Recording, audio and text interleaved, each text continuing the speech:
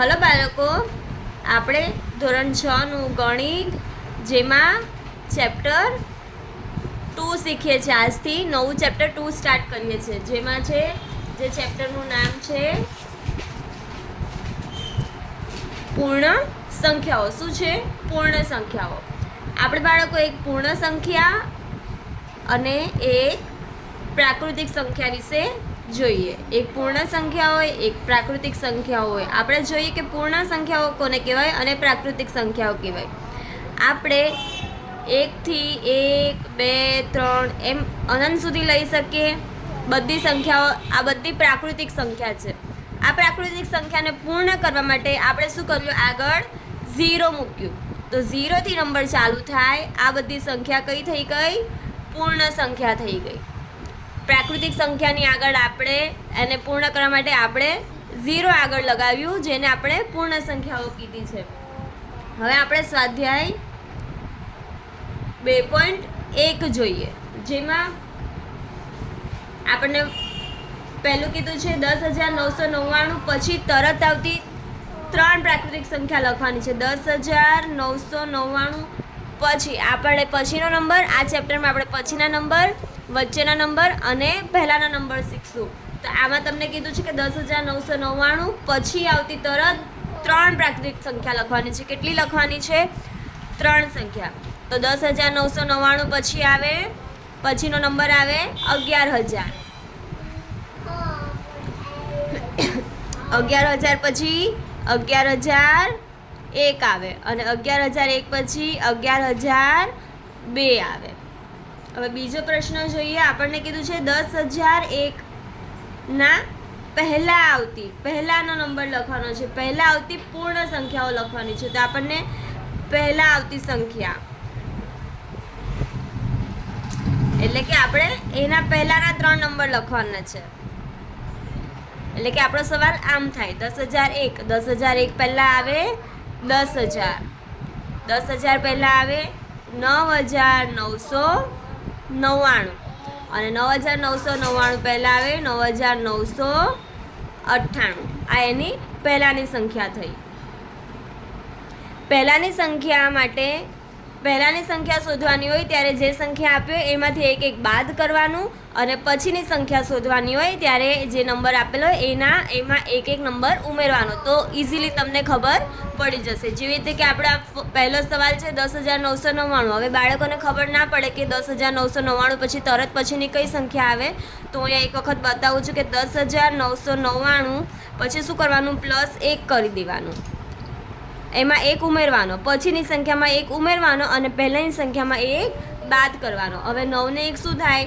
10. તો 10 નો 0 વધી 1, પાછું 9 ને 1 10 આવ્યું, તો 10 નો 0 વધી 1, 9 ને 1 10 અને 1 નો 1 અને 1 આવી ગયું બાળકો 11,000. હવે બાળકો 11,000 લખ્યા, પછી પાછું એમાં 1 ઉમેરીએ તો 11,001 આવી જાય, પછી પાછું એમાં 1 ઉમેરીએ તો 11,002 આવી જાય અને આપણને 10,001 આપ્યા હતા. એમાંથી આપણે પહેલાની સંખ્યા શોધવાની છે. તો પહેલાની સંખ્યા શોધવા માટે એક નંબર શું કરવાનો?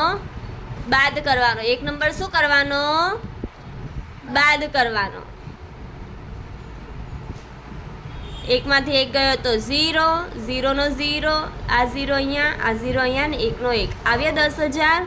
હવે આ 10,000 માંથી પાછું એક તમે બાદ કરશો એટલે આવશે 9,999. પાછા એક બાદ કરીએ તો 9,998. આ ઇઝી રીત છે કે આપણને ખબર ન પડે મોટી સંખ્યા હોય કે કયો નંબર આવે તો આપણે પ્લસ કે માઇનસ કરી શકીએ. હવે આપણે ત્રીજો પ્રશ્ન જોઈએ. આપણને કીધું છે કે સૌથી નાની પૂર્ણ સંખ્યા કઈ છે? બાળકો, સૌથી નાની પૂર્ણ સંખ્યાઓ ચાલુ 0 થી થાય. ક્યાંથી થાય? 0 થી. એટલે 0 સૌથી એ શું છે? નાની સંખ્યા. એટલે સૌથી નાની પૂર્ણ સંખ્યા કઈ છે? 0. આપણને ચોથો પ્રશ્ન આપ્યો છે સંખ્યાઓ 32 અને 53 વચ્ચે આવતી પૂર્ણ સંખ્યાઓ કેટલી છે તે.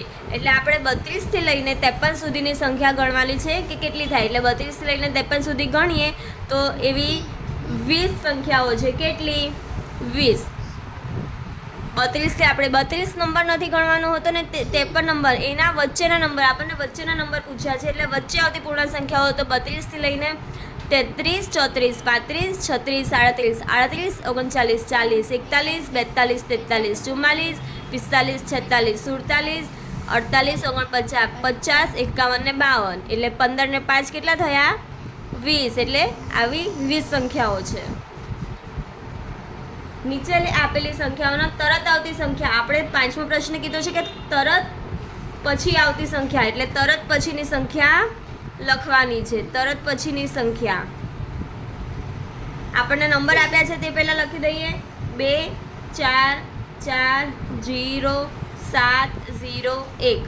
આના પછી તરત કયો નંબર આવે તે લખીએ. તો આપણે કઈ જ નથી જોવાનું, આપણે એકમનો નંબર જ જોવાનો હોય. એકમના નંબરમાંથી જ આપણને ખબર પડી જાય કે આપણે કયો નંબર લખવાનો છે. હવે આપણે જોઈએ કે તરત પછી અહીંયા એકમમાં 2 1 છે તો એના પછી 2 આવશે, એટલે બાકીના આગળના જે નંબર છે એ સેમ જ આવે. 2, 4, 4, 0, 7, 0, 2. આ તરત પછીની સંખ્યા થઈ. મોટી સંખ્યા હોય ન આવડતું હોય તો આપણે એકમની સ્થાન કિંમત જોવાની, એકમની સ્થાન કિંમતમાં જ પ્લસ માઇનસ થાય. હવે બીજો છે 1, 0, 0, 1, 9, 9. હવે જોઈએ બાળકો, આપણને અહીંયા એકમની સ્થાન ઉપર કેટલા આપ્યા છે? 9. તો 9ના શું થાય? 9 પછી કયો નંબર આવે? 10. તો આપણે 10 લખી ના શકીએ, એટલે આપણે એનું 0 લખીએ. પાછું અહીંયા 9 ને 1 10 થઈ જાય, એનું 0 અહીંયા થઈ ગયું, તો પાછી એક વધી તો 1 ને 1 2, 0, 0, 1 એટલે કે 199 પછી આવી જાય 200, એટલે 1,02,000. હવે આપણે આગળ જોઈએ ત્રીજો પ્રશ્ન. 1, 0, 9, 9, 9, 9, 9. 5 વખત 9 છે. તો આપણે શું કરશું બાળકો? અહીંયા બધા 9 જ છે. આપણે એમાં શું કરવાનું છે? તરત પછીની સંખ્યા જેમાં 1 ઉમેરવાનો છે. તો હવે બધામાં 1 ઉમેરતા જઈએ તો બધામાં 10 10 થતા જશે. તો જેટલા 9 છે 1 2 3 4 5, 5 9 છે એના 5 0 થઈ જશે. 1 2 3 4 5 અને આ 0ની જગ્યાએ શું થઈ જશે? 1 અને આગળનો 1 એટલે થશે 11 લાખ. આ તમને કઈ રકમ આપી છે? 10,99,999. તો 10,99,999 પછી આવે 11 લાખ. અને હજી સમજ ના પડે તો તમારે સીધી મેથડ અપનાવવાની, જેમાં શું કરવાનું? સરવાળો કરી નાખવાનો, પ્લસ 1 કરી દેવાનો, એટલે તમારો જવાબ આવી જશે. પછીનો નંબર લખીએ. 2, 3, 4, 5, 6, 7 અને 0. હવે આપણને એકમમાં 0 આપ્યું છે તો 0 પછી કઈ સંખ્યા આવશે? 1 આવે. તો આગળનું તો બધા નંબર સેમ લખવાના થશે. 7 અને 1 થઈ ગયું બાળકો, સમજ પડી? હવે આપણને છઠ્ઠો પ્રશ્ન આપ્યો છે. પહેલાની સંખ્યા લખવાની છે. કઈ લખવાની છે? પહેલાની સંખ્યા. આપણને પહેલા આપી છે 94, તો 94 પહેલા આવશે 93. પછી બીજો નંબર આપ્યો છે 10,000, તો 10,000 પહેલાં આવશે 9,999. આ 9,900 કેમ આવ્યા બાળકો? ન ખબર પડે તો તમે 10,000માંથી 1 શું કરી શકો? માઇનસ. એટલે 0માંથી 1 ન થાય, બધે 0 છે તો આપણે ડાયરેક્ટ 1 પાસેથી 10 લઈશું અને અહીંયા 9 થઈ જશે, અહીંયા 9 અને આ 10 આને મળશે. એટલે 10માંથી 1 જાય તો 9, અહીંયા 9 ના 9 અને 9 ના 9 એટલે આવી ગયું 9,999. ત્રીજો સવાલ છે 2,0,8,0,9,0. આપણે એકમના સ્થાન ઉપર શું છે? 0 છે બાળકો. તો ખબર પડે તો આપણે એકમ દશક લઈએ તો 90 છે, તો 90 પહેલાં કયો નંબર આવશે? 89. તો આપણે લખશું 2,0,8,0,89. આપણે નંબર લખીએ 7, 6, 5, 4, 3, 2 અને 1. એકમના સ્થાન ઉપર 1 છે તો 1 પહેલાં કયો નંબર આવશે? 0, એટલે 21 ના થઈ જશે 20. તો બાકી બધા સેમ નંબર 20 થઈ ગયું બાળકો. ખબર પડી તમને પછીની સંખ્યા અને પહેલાંની સંખ્યામાં? હવે આપણે આગળ જોઈએ. હવે તમને 7મો પ્રશ્ન કીધો છે કે નીચે આપેલી સંખ્યાઓની જોડીમાંથી સંખ્યા રેખા ઉપર કઈ સંખ્યા ડાબી બાજુ આવશે, કઈ સંખ્યા જમણી બાજુ આવશે અને તેમના વચ્ચે આ ચિહ્ન કે આ ચિહ્નમાંથી શેનો ઉપયોગ થશે તે આપણે જણાવવાનું છે. એટલે કઈ સંખ્યા ડાબી બાજુ લખવાની છે, કઈ સંખ્યા જમણી બાજુ લખવાની છે તે બતાવો. હવે હું તમને એક સંખ્યા રેખા શીખવું એક વખત પહેલાં. બાળકો આ સંખ્યા રેખા છે. સંખ્યા રેખાની વચ્ચોવચ્ચ 0 આવે. સંખ્યા રેખાની જમણી બાજુ શું આવે? જમણી બાજુ 1 2 3 એમ નંબરો ચાલુ થાય. સંખ્યા રેખાની જમણી બાજુ બધા ઘન સંખ્યા આવે. કઈ સંખ્યા આવે? ઘન સંખ્યા. હજી તમારે ઋણ સંખ્યા નથી આવતી, પણ હું તમને એક વખત કહી દઉં કે અહીંયા આ બાજુ બધી ડાબી બાજુ બધી કઈ સંખ્યા આવશે? ઋણ સંખ્યા. અત્યારે આપણે આ જોવાનું છે, એટલે આપણે ઘન સંખ્યા છે 0ની જેમ જેમ જમણી બાજુ જતા જઈશું તેમ તેમ સંખ્યા મોટી થતી જશે. કેવી થતી જશે બાળકો? મોટી. જેવી રીતે કે 0 સૌથી નાની પૂર્ણ સંખ્યા છે, પછી આપણે આગળ ગયા તો 1 આવ્યો એટલે 0થી 1 મોટો થઈ ગયો એટલે આપણને મોટી સંખ્યા મળી. પછી પાછી આગળ ગયા તો 2 મળ્યો એટલે 1 કરતાં 2 મોટો નંબર મળ્યો. પછી જેમ આગળ ગયા તો 3 થયું. તો આપણને જેમ જેમ આગળ જતા જશું તેમ તેમ આપણને મોટી સંખ્યા મળશે. એટલે મોટી સંખ્યા હંમેશા કઈ બાજુ આવશે? જમણી બાજુ આવશે.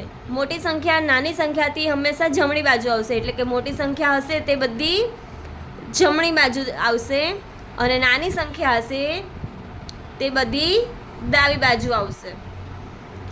એક ઉદાહરણ આપું કે આપણે 1 અને 2નું જોઈએ તો 1 એ નાની સંખ્યા થઈ 2 કરતાં, એટલે આપણે આમાં અહીંયા 2 લખીએ અને અહીંયા 1 લખીએ તો જે બાજુ જે સંખ્યા મોટી હોય આ ચિહ્ન ગ્રેટર ધેન, એ ગ્રેટર ધેન કઈ બાજુ આવે? 2 બાજુ આવે. જે સંખ્યા મોટી હોય તે સંખ્યા તે બાજુ આ ચિહ્ન આવે. 2 અહીંયા મોટો છે એટલે આ ચિહ્ન 2 સાઈડ આવશે. પડી બાળકો સમજ? હવે આપણે સવાલ જોઈએ. આપણો પહેલો પ્રશ્ન છે 530 અને 503.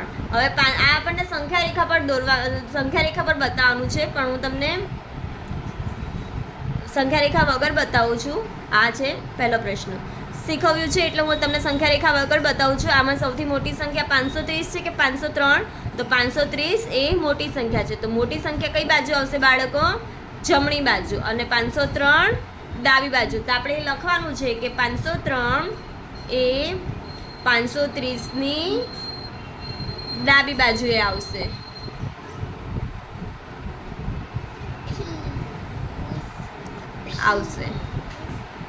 અને આમાં સાઈન કઈ લાગશે? જે સંખ્યા મોટી હોય એ સંખ્યા સાઈડ આ ચિહ્ન આવે ગ્રેટર ધેનનું. હવે આપણે બીજો પ્રશ્ન જોઈએ. 370 અને 307. આમાં 370 અને 307માં મોટી સંખ્યા છે 370, એટલે 307 એ 370ની ડાબી બાજુએ આવશે અને સાઈન કઈ બાજુ આવશે? 370 તરફ. હવે આપણે જોઈએ ત્રીજો નંબર 9 8 7 6 5 98765 અને બીજો છે 56789. હવે આપણને જોઈએ કે અહીંયા 98000 છે અને અહીંયા 56000 છે. તો મોટો નંબર કયો છે? આ નંબર છે. તો જે મોટો નંબર હોય તેની સાઈડ આ ચિહ્ન આવે. તો આ નાની સંખ્યા છે 56789 એ 98756ની ડાબી બાજુએ આવશે. હવે આપણે ચોથો પ્રશ્ન જોઈએ. 98,30,415 અને બીજો નંબર છે 1,23,001. હવે આ 98 લાખ છે અને અહીંયા 1 કરોડ છે. તો 1 કરોડ એ મોટી સંખ્યા છે, તો 1 કરોડ બાજુ આ ચિહ્ન આવશે. તો આપણે લખશું કે 98,30,415 એ 1,23,001ની ડાબી બાજુએ આવશે. આપણે બાળકો આમાં કઈ બાજુ આવશે એ કેવી રીતે યાદ રહે? ખાલી આપણે એક જ વસ્તુ યાદ રાખવાની છે કે નાનો નંબર કયો છે અને મોટો નંબર કયો છે. નાનો નંબર હોય તો એ ડાબી બાજુએ આવે, મોટો નંબર હશે તો એ જમણી બાજુએ આવશે. ચલો આ બાળકો આપણે 8મો પ્રશ્ન જોઈએ, જેમાં ખરા ખોટા કીધા છે. આપણને પહેલાં કીધું છે શૂન્ય એ સૌથી નાની પ્રાકૃતિક સંખ્યા છે. શૂન્ય એ સૌથી નાની પ્રાકૃતિક સંખ્યા છે તો ખોટું. પ્રાકૃતિક સંખ્યા 1થી ચાલુ થાય. કયા નંબરથી જાય? 1થી અનંત સુધી. એટલે અહીંયા શૂન્ય આગળ ન આવે, એટલે આ સંખ્યા આ શું છે? વાક્ય ખોટું છે. હવે 400 એ 399 પહેલાં આવતી સંખ્યા છે? ના, 399 પછી આવે 400, એટલે આ વાક્ય ખોટું છે. શૂન્ય સૌથી નાની પૂર્ણ સંખ્યા છે તો સાચું. પૂર્ણ સંખ્યા 0થી સ્ટાર્ટ થાય. 0 1 2 3, એટલે 0 પહેલાં એકેય નંબર ન આવે, એટલે 0 એ સૌથી નાની પૂર્ણ સંખ્યા છે. 600 એ સંખ્યા 599 પછી આવે છે તો સાચું. 599 પછી 600 આવે, એટલે આ કયું છે? સાચું. દરેક પ્રાકૃતિક સંખ્યા પૂર્ણ સંખ્યા છે. આ બધી પ્રાકૃતિક સંખ્યા છે એ પૂર્ણ સંખ્યા છે તો સાચું. આ પૂર્ણ સંખ્યામાં પણ આવે ને. અને દરેક પૂર્ણ સંખ્યા પ્રાકૃતિક સંખ્યા છે તો ખોટું, કારણ કે આમાં 0નો સમાવેશ થતો નથી, એટલે આ શું છે? ખોટું વાક્ય. 2 અંકોની પૂર્ણ સંખ્યાની પહેલાં આવતી સંખ્યા 1 અંકની ન હોઈ શકે, તો આ શું છે? ખોટું. હોઈ શકે. 1 એ સૌથી નાની પૂર્ણ સંખ્યા છે તો ખોટું. 0 એ સૌથી નાની પૂર્ણ સંખ્યા છે. પ્રાકૃતિક સંખ્યા 1ની પહેલાં આવતી કોઈ સંખ્યા નથી, તો પ્રાકૃતિક સંખ્યા ચાલુ જ 1થી થાય છે, એટલે 1 પહેલાં એકેય નંબર નથી આવતો, એટલે આ વાક્ય સાચું છે. પૂર્ણ સંખ્યા 1ની પાસે તેની પહેલાં આવતી કોઈ સંખ્યા નથી તો ખોટું. પૂર્ણ સંખ્યા 1 પહેલાં કયો નંબર આવે છે? 0, એટલે આ ખોટું છે. દરેક પૂર્ણ સંખ્યા 13 એ સંખ્યાઓ 11 અને 13 વચ્ચે આવે, 11 અને 12 વચ્ચે 13 આવે છે તો ના, એટલે આ વાક્ય કયું છે? ખોટું. પૂર્ણ સંખ્યા 0 પાસે તેના પહેલાં કોઈ સંખ્યા નથી તો સાચું. પૂર્ણ સંખ્યા ચાલુ 0થી થાય, એટલે એના પહેલાં એકેય નંબર નથી આવતો. 2 અંકોની સંખ્યા પછી આવતી સંખ્યા હંમેશા 2 અંકની હોય? ના, ખોટું. 3 અંકોની પણ હોઈ શકે. આપણું અહીંયા આ બુકમાંથી બીજું ચેપ્ટર પૂરું થાય છે.